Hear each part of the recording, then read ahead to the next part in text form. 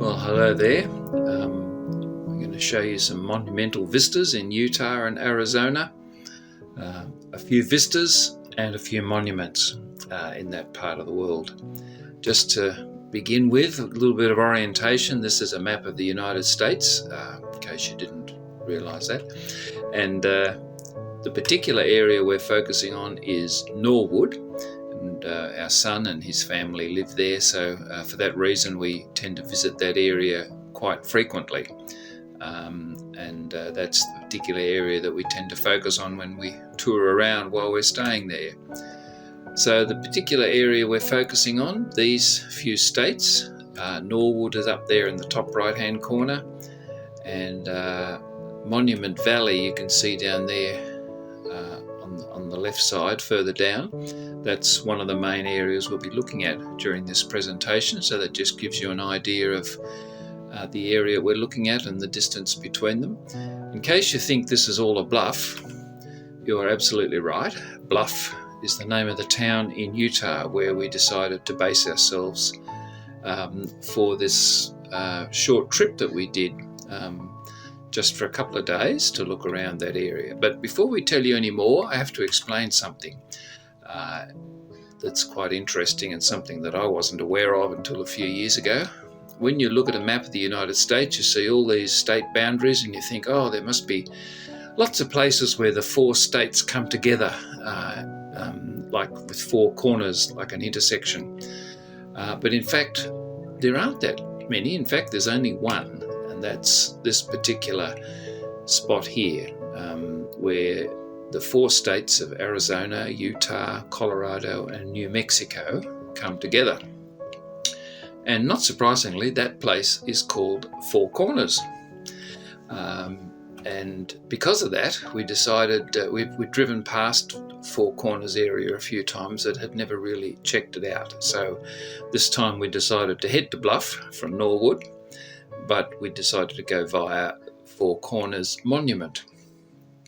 And Four Corners is a Navajo tribal park managed by the Navajo Nation. So this is what it looks like. You've got the four states there, Arizona, bottom left, and top left is Utah, top right is Colorado, and bottom right is New Mexico. So you can imagine if you very carefully put a 4 foot in one state and a heel in another, and another 4 foot in another state, and the heel in the other, you could possibly stand on all four states at the one time.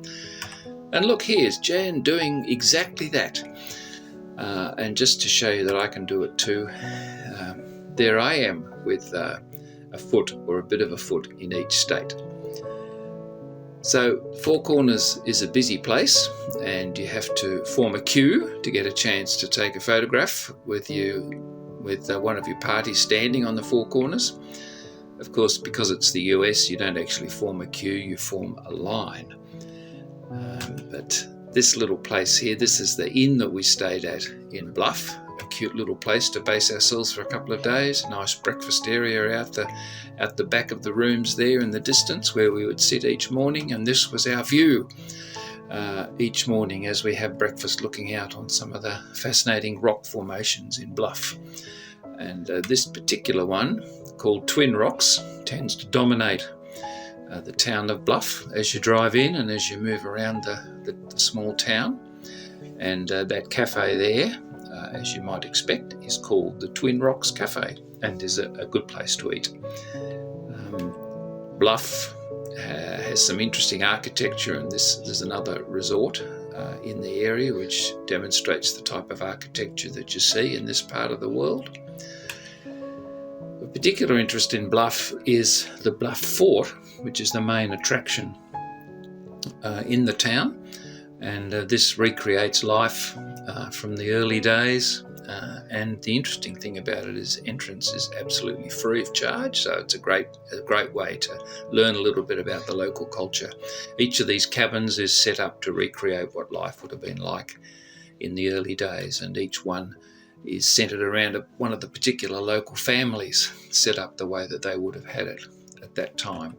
And you see all the bits and pieces that belong to life in a town at that time, mill wheels, water wheels, and covered wagons, and all the things that were part of life. We also get to see some of the Native American structures, and this is a hogan, and the inside of one. If you're not sure what a hogan is, we'll explain that a little bit later. So let's head on to Monument Valley. This is it's about probably an hour's drive, a little more than an hour from Bluff down to Monument Valley. You can see that Monument Valley is located in Arizona, but the entrance, at least for us, was from Utah. So you actually cross the border just before you hit the visitors center to look around Monument Valley. And as you head towards it, this is the view you get on the main highway with those rocky outcrops and monuments in the distance. And if you think this view looks a little bit familiar, this could be the reason. It's the same view that you get in the Forrest Gump movie, and this particular part of the world is where Forrest Gump, who's been running for days on end, suddenly stops, and all his followers who are behind him stop and talk to one another and say, "Oh, he's stopping, he's going to say something." And he turns around and says to them, "I'm tired, I think I'm going to stop now." And this is where he does it. So that was the view, if it looks familiar. However, as you can see, this view is taken, or the camera is located right in the middle of the road. My earlier shot was taken from the left-hand side because I wasn't willing to risk standing in the middle of the road. It's quite a busy road. So they have developed this as a tourist attraction, as you might expect, and there's a pull-off on each side, and it's called Forrest Gump Hill. It's called Forrest Gump Point. And so that's where all the cars pull off, and all the tourists like us get out and take their photographs of the Monument Valley in the distance. So when we get to the visitor centre, what we had booked was a sunset tour, about a 3-hour tour, a guided tour, and the guide was a local Navajo person who was very helpful and gave us all kinds of local information. It turned out to be a private tour for us, although it wasn't booked that way, but we just happened to be the only people on this particular one. And so we're going to follow that blue line. Some of those places that you'll see there, those names we'll be mentioning in a minute. We go right down to the bottom, down to the Big Hogan, Ear of the Wind and Eye of the Sun, and then we come back up again and look at some of these other structures on the way. So as we head off, firstly we see Merrick Butte is on the right, and then the other two to the left are East Mitten in the centre and West Mitten at the left there. So as we begin the tour, that's what we go past, and they are quite prominent for quite a while. A little further on we get this more of a panorama where we've got Sentinel Butte towards the left there, the big flat wide one. To its right is Merrick Butte, and then the big one in the centre is Elephant Butte, and then to the right is Camel Butte. And a butte, B-U-T-T-E, is the name they use to describe these structures. This is all to do with sandstone and erosion over time. They even have their own version of the Three Sisters in Arizona. So this is the Three Sisters taken in the late afternoon sun. As we move on, that one in the distance, the tall, thin one, is called Rooster Rock. And as we head on down towards the southernmost extent of our tour today, we come across these petroglyphs, which are thought to be up to hundreds of years old at least, if not more.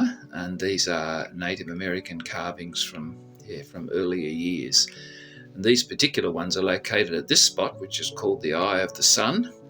And you can see by the vehicle there at the bottom, gives you an idea of just how big it is. And as we move on from there, this one's called Submarine Rock. You might be able to work out why it would be called that. We move on to the next one, which is called Ear of the Wind, and that's Jan just standing there for perspective, and that's a close-up view of the Ear of the Wind.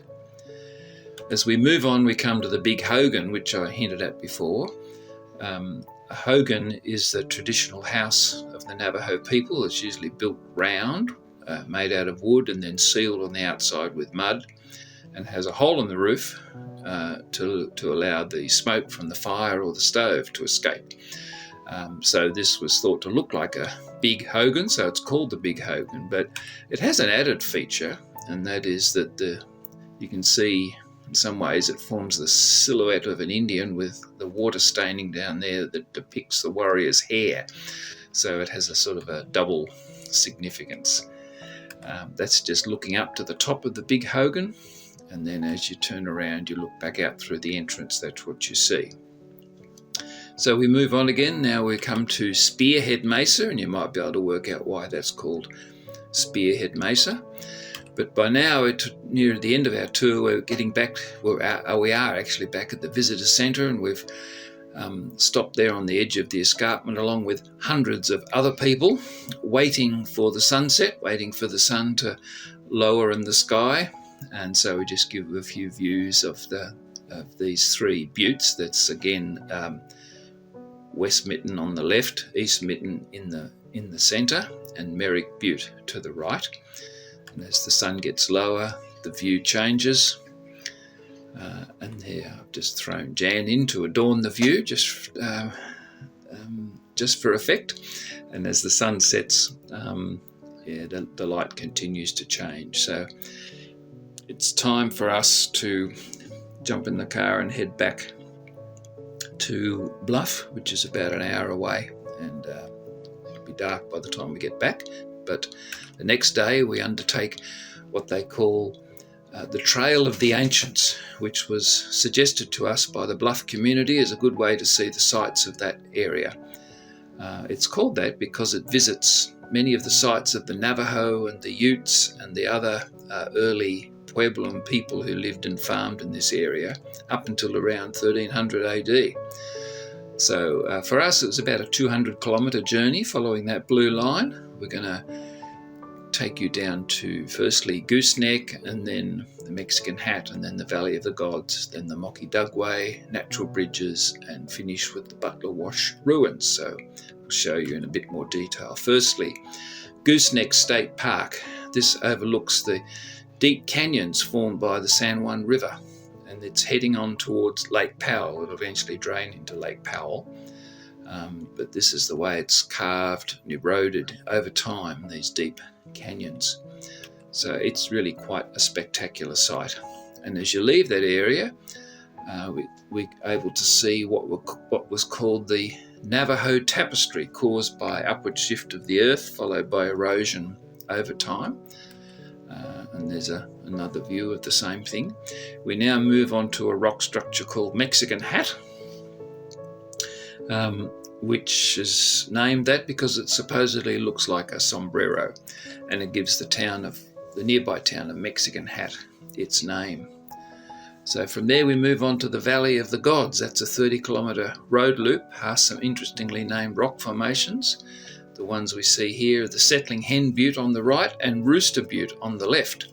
And as we drive around them, around the right-hand side of the right-hand one, we get a different view. This is coming around from the opposite side.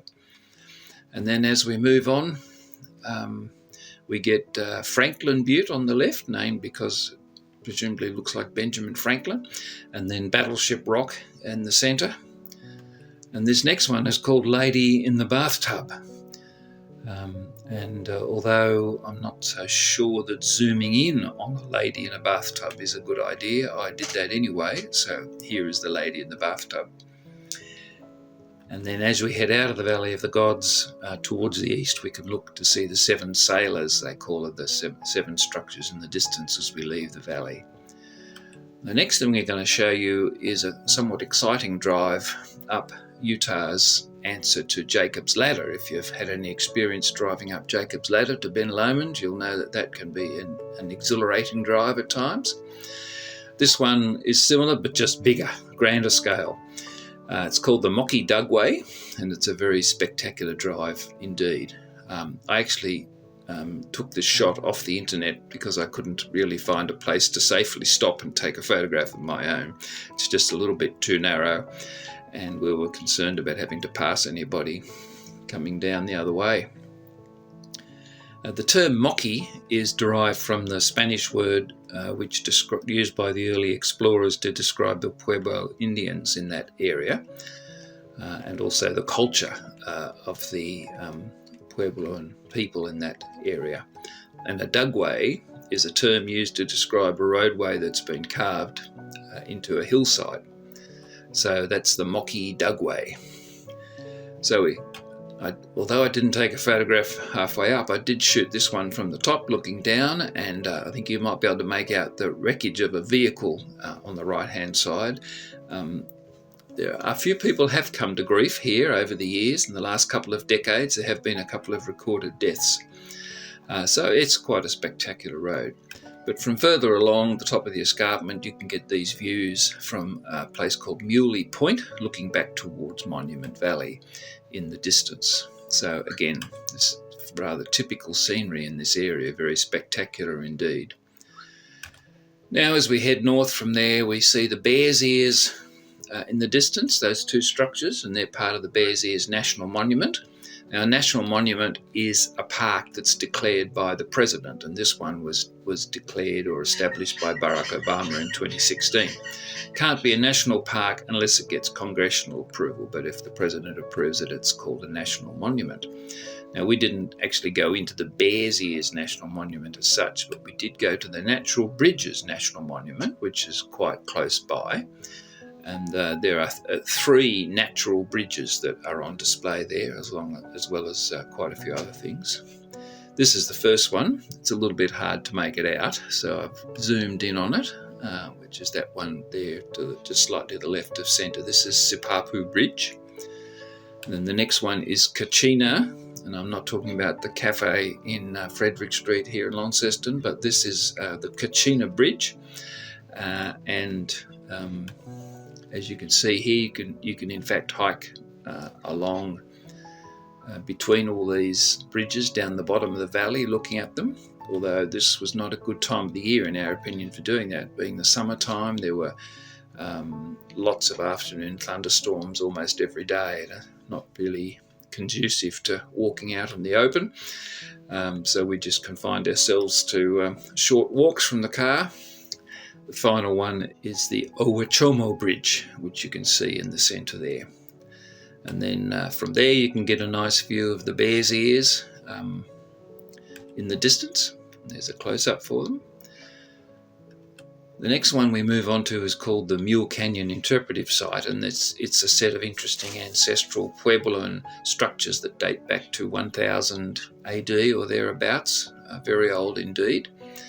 And you can see here's the remains of a 2-story tower, and this is what was an underground kiva. A kiva is a meeting place for community events and gatherings that they used to have. And they then have a look at this is a 12-room, the remains of a 12-room block that once would have been the home to many families in that area. So yeah, interesting to see these remains of the ancient Native American culture. The final stop for our trip is this one, which is called the Butler Wash Overlook, and there's a trail that we have to hike up to that. And this is another ancestral Puebloan dwelling. That little alcove you can see there, just about halfway up from the bottom of the valley floor. You can see the structures where they used to live, and it's a slightly different view of the same thing. So time to head back to the car, and you can see this is the sort of rock surface we walk on there, and there's a few cairns marking the way back from the right across towards the left-hand side of the slide. In the distance you can see the clouds gathering, and there's thunderstorms threatening, so it's time to get in the car, into the safety of the car, and head back to Bluff again. So that's just a little taste of some of the monuments and vistas in this area. Thank you for listening.